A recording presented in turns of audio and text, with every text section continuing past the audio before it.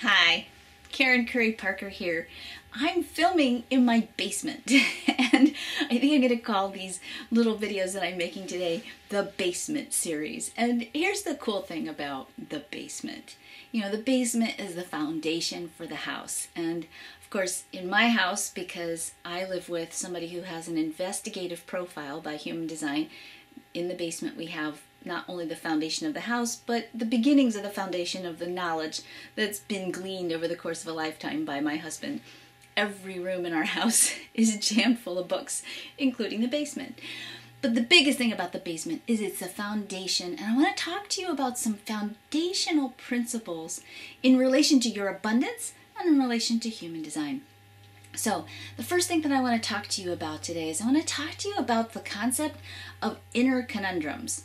So here's the cool thing, and I'm going to talk to you about human design from my perspective. So bear in mind that this is strictly my perspective and my understanding, and it kind of falls into what I would call gray area, meaning these are the things that I suspect are true, that I spiritually have a sense are true, but I can't promise you that this is 100% true fact, because this is just my understanding and my perspective on spirit and spirituality, human design, and ultimately abundance. So I have a sneaking suspicion, though, that on a soul level, when we choose to incarnate, when we come into form in this lifetime, that we consciously pick our design, and that the purpose of life on this planet is not only joy, because we see that in the chart, that the purpose in our lives is actually joy and the full expression of the human potential and form. The purpose of our life is also to grow.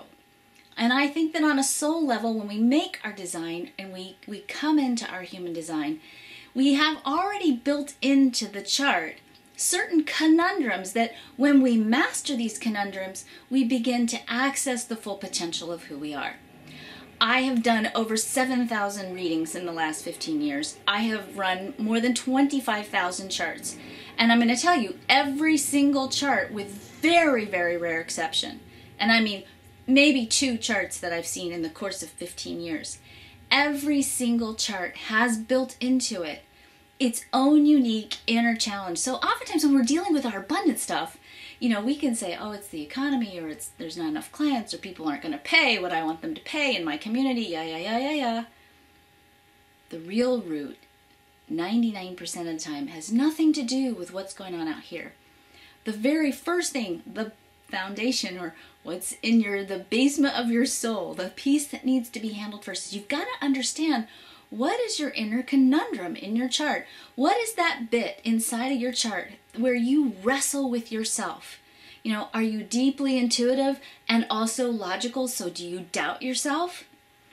Do you have a strong drive to make a unique and very different contribution in the world, but you're afraid that people won't love you for who you are if you're different?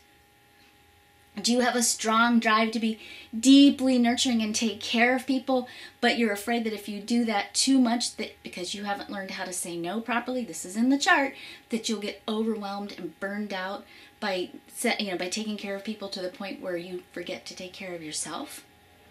Are you designed to work and work and work and work and work, and at the same time take consistent breaks? These are just examples of what I see in charts, and when you start to bump up against yourself and bump up against your own inner conundrum, it oftentimes can distract you from what you need to understand to fully manifest and activate your abundance.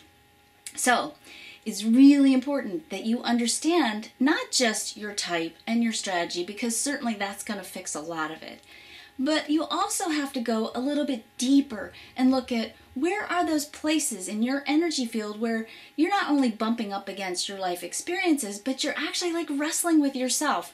And how do you figure out, and this is the beauty of human design, because once you become aware, you start to recognize those conundrums have the potential to be the deepest pushing off points for your wisdom, for your joy, and for your abundance. When you really get what's going on inside of you and you start to be able to shift your perspective to see the highest expression of that struggle, every one of those struggles inside of your chart has a purpose, and it's in those struggles and recognizing and understanding those struggles that you get the bits of information that help you unlock your full potential and ultimately unlock your abundance in every area of your life.